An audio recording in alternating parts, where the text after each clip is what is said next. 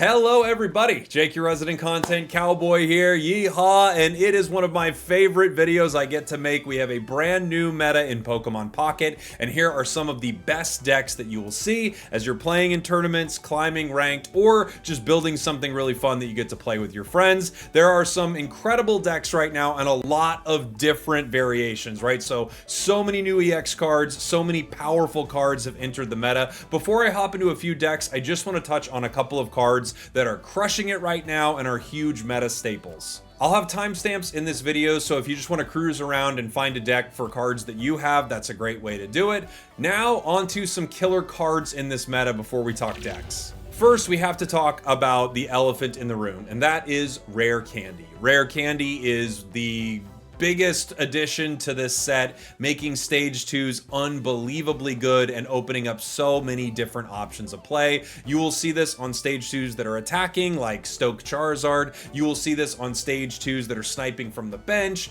like Greninja. You will see this in a fossil deck like Rampardos. This card is an absolute game changer and has made so many more decks viable. There are going to be a ton of decks that I can't cover in this video that work well with Rare Candy, but Rare Candy is just chef kissing his fingers. Another card that is incredible and has shaped the meta in some big ways is Oricorio.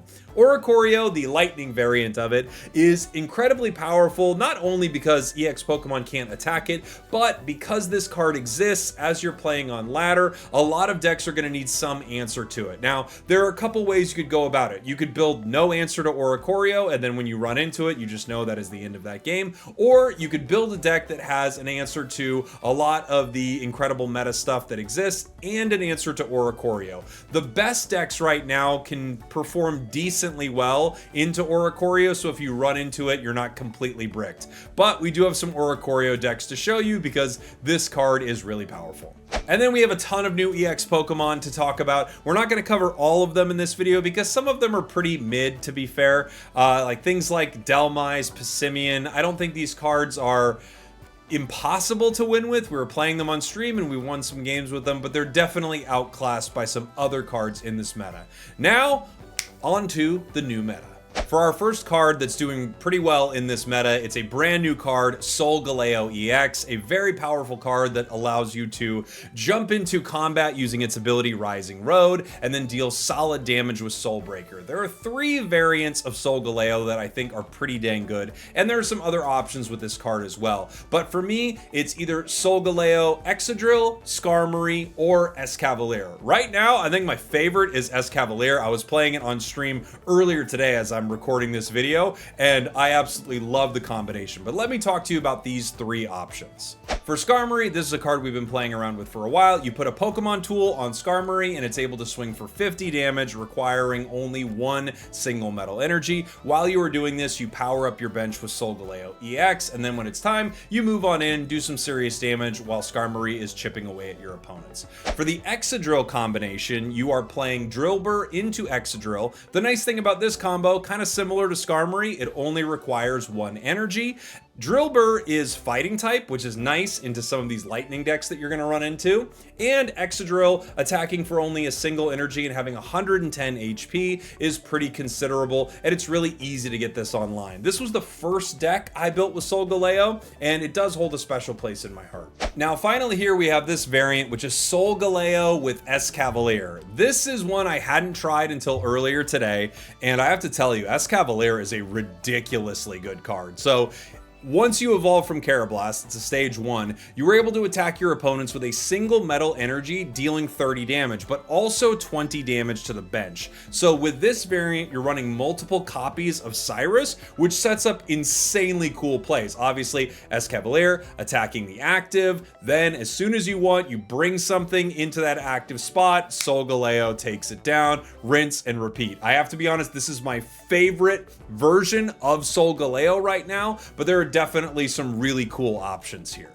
The next card that is all the rage in the meta is Darkrai Giratina. I'm sorry to tell you that Darkrai Giratina is still very much a thing here in the Celestial Guardians meta. There are a few different ways to build this, and there are some cool options. So some players are deciding to build Giratina and Darkrai just by themselves. Other players are deciding to run Giratina, Darkrai, and Oricorio to play around other EX decks, which could be a very fun option, right? The amazing thing about a deck like this is after you play it, your breath smells really, really bad. So you have to brush your teeth in between every round. And while that's happening, you're getting stinkier and stinkier body odor wise as well. But all jokes aside, the great thing about this setup is you have so many amazing options in your deck. You fill it with tons of supporters and tools, and there are so many good ones in the meta that it allows you to make some really amazing plays. And while you are powering Darkrai with Dark Energy, dealing damage with Nightmare Aura, Giratina is able to power itself, so you're able to attack with 2 heavy hitters when you are ready to fight. Also, interestingly enough, this deck actually plays decently well into Oricorio because Nightmare Aura can hurt Oricorio. So if you use things like Poison Barbs, Rocky Helmets, and Nightmare Aura, the Oricorios might not be able to take you down, which is just so unfortunate. But I mean, that's what it is. It's Giratina, Darkrai. Now, there are other Giratina variants that are actually doing pretty well, and one of the variants that you see everywhere all over the ladder right now is Giratina Snorlax Greninja. This combination is so difficult to deal with. You have Greninja in the back line that you're able to power up and use water energy in this deck, so you can actually attack with it. Rare Candy allows you to evolve Greninja from Froakie in a ridiculous way and then start throwing water shurikens. All the while you're waiting to evolve that, you're powering Snorlax in the active spot using Berry so that you can attack and do some serious damage with Snorlax, and then Giratina on the bench. This synergizes so incredibly well. It's really hard to fight. It has answers for Oricorio, obviously, with things like Greninja and Snorlax. It also has answers for tons of other Pokemon with the power from something like Giratina EX. So this deck won a recent tournament, that big Ursi Day tournament over the last weekend, and yeah, it's incredible. The one you're looking at was created by Habuver. I believe I'm saying that right. Sorry if I'm not, but they won a huge tournament with this deck, and it's no surprise you see it everywhere. Okay, sorry guys, had to take a quick shower after that Darkrai Giratina conversation. Okay, back into it now. Let's talk about Rampardos, which to be fair is maybe a little shower worthy in this meta because holy, Rampardos with the addition of Rare Candy is unbelievably powerful. Going straight from a Skull Fossil to Rampardos in a single turn and then hitting your opponents for a single energy. Such a powerful deck. We actually have a few variants of it that are doing really well. I want to talk about Aerodactyl, I want to talk about Lycanroc, and I want to talk about Lucario as well. By the way, Lycanroc and comment and subscribe. Lycanroc Rampardos is really exciting because you are guaranteeing that you're starting with Lycanroc, Rockruff I should say, and then you are digging through your deck for that Lycanroc. This gives you the ability to make it easier to find the fossils you are looking for and also power up a really strong card that does really solid damage to your opponents. If they have more HP than you, Lycanroc is going to crack them for 100 damage for 2 energy, which is pretty dang solid and beats up a lot of EX Pokemon. Also really good into Lightning decks, and because you are digging through your deck to find your Lycanroc, you are able to evolve easily, and it thins your deck so it's easier to find something like Rampardos. Very, very powerful combination for sure. Another version of this has you not only looking for Rampardos, but also Aerodactyl. Instead of using 2 Rockruffs, you are just using a single Rockruff in this deck, grabbing your Lycanroc, and then looking for these other cards. Old Amber into Aerodactyl could be very powerful if your opponents are planning to evolve in that active spot. The Primeval Law, of course, will stop them, and then on top of that, you can fight with something like Rampardos. In this deck, you also could run something like Cranidos, whereas in the previous variant, I don't often do it. In this variant, you definitely could, so that you could fight with Cranidos at some point. And then finally, we kind of have a classic Lucario Rampardos. The addition of Rare Candy just makes this even stronger. Riolu into Lucario will allow you to do more damage with Rampardos. You can run Cranidos if you would like, as well as something like Marshadow in this deck to do some nice revenge damage to your opponents. Iono is in this deck. Lily also features pretty heavily in a lot of these decks because you have the opportunity to heal something like Rampardos. With Lily, it is a stage 2 Pokemon, so this is another variant of it that is also performing well. Really solid stuff for Rampardos. And we're going to move on to our next deck that actually still features Rampardos. Let's talk a little bit about Garchomp EX. Garchomp Rampardos works exactly like the other setups with Lycanroc, except you are using Gible in that active spot right into Gabite. Garchomp, of course, running Rare Candy allows you to evolve not only your Rampardos, but also your Garchomp EX. And if you can get Garchomp EX in a single turn, you are attacking with linear attack for 50 damage to any Pokemon on the board. Really strong stuff. And then, of course, Rampardos cracks for 130. This deck can run Lily easily because you have 2 stage 2s, and it's not super easy to brick with this either because you are guaranteeing that you are starting with Gible. That way you can more easily find what you need to get Garchomp online. With decks like this, you are at most usually running 1 of the stage 1 cards and 2 of the stage 2s. Obviously, if you find Rare Candy, boom, you are evolving without ever going to that stage 1. The nice thing about having stage 1s, of course, is outside of Rampardos, which is not an EX, some stage 1s allow you to battle things like Oricorio and not have to just go down to the fact that you only have EXs in your deck. Next, let's talk about a couple of fire decks here. I want to talk about Charizard and I want to talk about Incineroar. So first, let's talk about these two together. Charizard and Incineroar actually play pretty well together. You have the option of evolving into Stoke Charizard and the option of evolving into Incineroar with your 2 lines. The variant that we're looking at right here is running 2 lines essentially of the Charizard and 1 of the Incineroar. The Incineroar with no stage 1, so you're going Rare Candy right into Incineroar. Charizard will give you a few options here to play around with Charmeleon in case you need to deal damage to something that you don't want to hit with an EX, or if you don't want to make your way into Stoke Charizard right away. The nice thing about this is you have the power of Stoke Char able to attack in the active, and it's easy to power up Incineroar without any additional energy, right? 1 energy you can attack, 3 energy you can do a ton of damage. So this allows you to use 2 incredibly powerful Fire EX Pokemon in 1 deck. So those are those 2 decks combined, and there are variants of these decks where it's just Charizard and it's just Incineroar, and I think that gives you maybe not enough options sometimes in the meta. The decks aren't bad, they attack very fast, they power up very quickly, there are good reasons to run either one of them, but I do think they work better together. Now, a deck I want to talk about, continuing with fire decks, is Incineroar and Turtonator. And you could look at Incineroar Turtonator kind of similar to how you would look at Charizard Turtonator, but the nice thing is with Incineroar, you can power easier than you can with Char. Char needs to be in the active spot. Incineroar can stay on the bench. This deck obviously wants you to get Turtonator out there into the active spot as not only a shield, but something that you can attack with Kiawe. So Kiawe will end your turn, but attach 2 fire energy to Turt. And if you can get this Pokemon online, it's going to do 90 damage with Fire Spin. You can continue putting energy on it to continue doing damage, or you can just use it as a wall and power your bench, get Incineroar out there. The other nice thing about this, of course, is it deals with a lot of cards that want to stop EX Pokemon. Turn will absolutely shut them down. Next, I want to talk about grass decks because there are a few of them that are really strong right now. The addition of Leaf Cape to the meta has made grass even tankier, giving it more survivability. And there are a few really cool new grass cards in this meta to talk about. Of course, we have Decidueye, we have Tsareena. So let's get into it because there are some exciting decks you can make.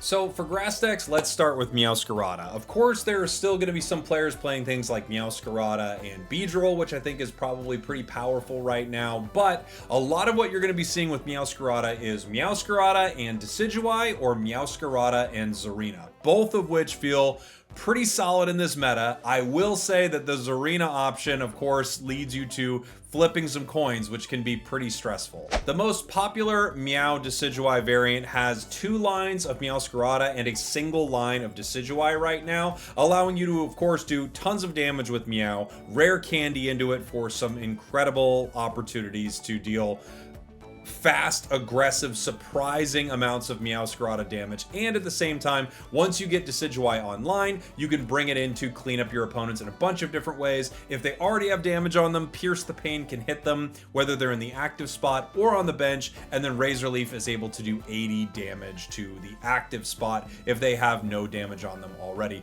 Fun note, if you click Pierce the Pain and you have no target to hit with it, you will hit nothing, but you will use the move, so, you know, don't do that. Of course, the rest of the deck is filled with things like Erica, Giant Capes, Leaf Capes, Cyrus, Sabrina, Rare Candy, tons of great options for this deck. Your plan, if you can make it happen, and with this setup you more often than not will, Sprigatito to start the game in the active spot, look for the rest of the grass cards in your deck, and then power up everything with Rare Candy as quickly as you can. Meowscarada Tsareena can be run kind of similar to Meowscarada Decidueye. You could have 1 or 2 Tsareena lines, and that will help decide what supporter cards you're able to put into your deck. Obviously, the less Tsareenas you have, the less of that line you have, the more opportunities you have to put things in your deck like Malo or Lily. Lily is pretty solid given that they are both stage 2 cards, Meowscarada and Tsareena. However, I personally just like Erica in decks like these. You're able to not only heal Meowscarada and Tsareena, but also all of the other cards. If you want to run something like Malo, you can. You're able to heal a huge amount of damage onto Tsareena, and you're only losing 1 energy for it because it takes all the energy off of the card it heals, and that card being Tsareena only uses 1 energy. It can be incredibly powerful. And of course, you fill the rest of your deck with great grass type cards like Leaf Cape and other things that will help you win the battle. You know, Sabrina, Cyrus, etc. The issue with this deck, of course, is you're flipping coins, but if you're flipping well, you're doing really well. Next is Decidueye Greninja. Greninja is just crushing it in just about every deck out there, and this sets up some incredible win opportunities. I absolutely love this combination. You are using Decidueye as your main source of damage. You can run dual energy if you would like. The nice thing about Decidueye is Pierce the Pain is colorless, so you could run water energy in this deck, so you have opportunities for Greninja to attack. You also could only run grass energy. That way it's easier for your Decidueye to attack with Razor Leaf or hit with some of its earlier skills. Either way, once you get one of these 2 online, you can do serious damage. With 2 of them online, you could set up ludicrous snipes where you water shuriken, Pierce the Pain the bench. I had so many hilarious fun wins with this deck. I just love it. Next, I want to talk about a deck that does use grass energy because of its Carnivine inclusion, and that is Arceus Crobat Carnivine. This deck is kind of like the Greninja variants you're seeing. It's so good because you are powering up Crobat so much easier than you could before, and because of that, you're able to chip for a ton of damage. You're using Carnivine to pressure your opponents. A single grass energy allows you to do 50 damage with a nice HP pool of 80 HP. It's a great card to have in that active spot while you power Arceus on the bench so you can swing for a ton of damage. You're also immune to status conditions, which are becoming more prevalent in the recent update. Things like Poison Barb, Burn from Incineroar are more often something you're going to run into, so Arceus has that nice little benefit of not dealing with status conditions. And then at the same time, 30 damage consistently to that active spot with Crobat is incredibly powerful. I'll also say, playing this deck earlier, I felt like I had so much control over my matches. I had so many good decisions to make. I really loved it. I think Arceus is doing the best with this deck currently. Next, I want to talk about Cramominable EX. If I can actually say the name of this Pokemon well, then I will definitely talk about it. This is a really cool card, incredibly powerful. It is the water versions of Exeggutor EX essentially, and the really nice thing about this card is once you hit that first time with Insatiable Striking for 40 damage, every other time you hit is a guaranteed 80 as long as you're staying in that active spot and you're continuing to hit your opponents. You use a single energy on this card and you have a lot of options for what to build. We made an Araquanid deck with it that I absolutely loved. I don't think it's the strongest version though. It looks like the strongest version is, shocker, Greninja. So it looks like it's Cramominable Greninja. The nice thing about this is you're only running water energy, so you can power Greninja to fight. We have Froakie, Frogadier, and Greninja in this deck, as well as a couple of rare candies. You can run things like Irida. You won't need to run anything like Misty, so no one can get upset with you if you flip a Misty. You could of course run Cyrus, and I would run 2 copies of it, and other tools and things like that in this deck. Really, really powerful combination, and it even has a lot of nice options into something like Oricorio, because only one of its cards, Cramominable, has to worry about it at all, and everything else can do considerable damage. This seems to be the best version of this deck right now. And it's really cool that water, while it doesn't feel like it's having a great time in this meta, does have sort of some new options that are splashing their way into multiple decks. Get it? Splash for the water? You get it.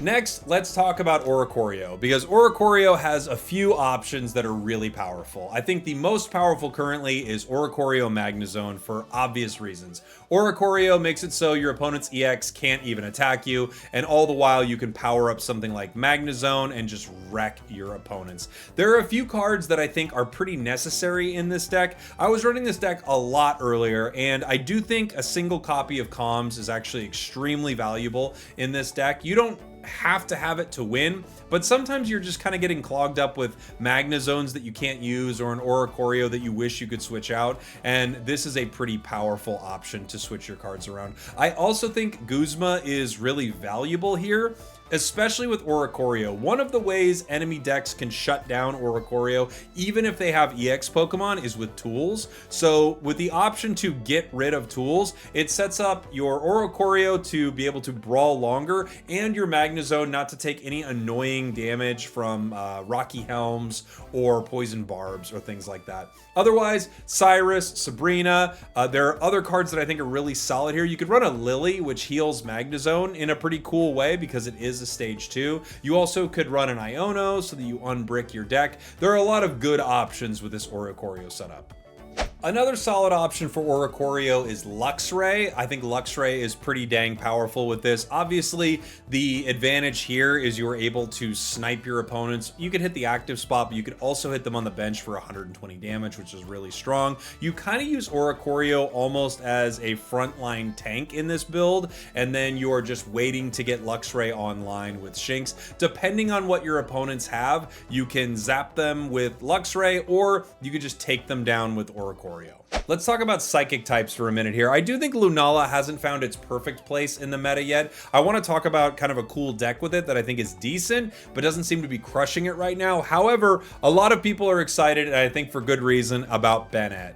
Banette is really strong. Its ability Nightbind allows you to deal damage to your opponents, and then after that, they can't put energy on their active Pokemon, which is super frustrating. So the deck we're taking a look at is a Mewtwo EX deck with Banette, Oricorio, Tapu Lele, a lot of new cool cards. And the idea behind this, of course, is to use these low energy cards like Banette, Oricorio, Tapu Lele to deal nice damage to your opponents and apply some annoying effects with Banette. And then power up Mewtwo EX, so Mewtwo EX can deal damage once it comes off of the bench. You also run a couple of Team Rocket grunts in this deck, so not only do you stop them from attaching energy, you try to remove energy from them. If they KO Banette, you bring in Oricorio, kind of like a Marshadow, to deal some serious damage to your opponents. A really, really fun deck and super annoying to deal with. While we're on psychic types, I do want to talk about Lunala EX, and I haven't found an amazing deck for it. The deck that we're taking a look at right here was played in a recent tournament. The player was Ivorian, and I have something similar to this that I've made, but I really haven't spent enough time with it to tell you it is a top meta deck. However, it performed pretty well. So this is Cosmog, obviously, into Lunala. We have no stage 1 in this deck, just using rare candy to get that evolution. The rest of the deck has powerful psychic types, Giratina EX, Mewtwo EX, and Tapu Lele. Tapu Lele obviously is really good if your opponents have a lot of energy on them. Otherwise, you are powering Giratina and Mewtwo, moving energy around with Lunala EX once you get it into play. The rest of the deck has 2 Leafs, which I think are extremely valuable because both Mewtwo and Giratina have very high retreat costs. You have Red, you have Lily so that you could heal that Lunala, couple of rare candies, Poison Barb, Giant Cape, Pokeballs. This deck, I think, is decent, but I don't think it's one of the best versions of Psychic that you're going to see in the game. Giratina is just so incredibly good, and it really does feel like Mewtwo might be better off right now with something like Banette. So those are a lot of the top meta decks in the game right now, and I know it's interesting to think like, well, we don't really see much Gyarados, we don't really see much Palkia. In fact, Water isn't doing incredibly well in this meta, kind of for the first time in a while. I think it's okay that they maybe chill out a little bit. Wishy-Washy is a very fun deck, but of course can run into some pretty hard counters. I, however, love that deck, and I think I'm going to climb some of the ladder with it for sure. I do want to see what happens with some of our other EX cards. Unfortunately, as I mentioned earlier, things like Passimian EX, Delmise, while these are cool cards, I don't think they're incredibly good. Rayquaza EX also feels like, you know, a version of Dragonite almost, but in some ways not as good. It requires less setup, but it does less damage, and it costs 2 points. But there's still a lot of time. The meta is brand new, and I will give you a brand new list of cards when things shake up and change. I can't wait to see what happens. Thank you all for watching. Thank you for listening. I love you guys. Really appreciate you. And yeah, like and rock, comment, and subscribe. We did it. Oh boy, we did it.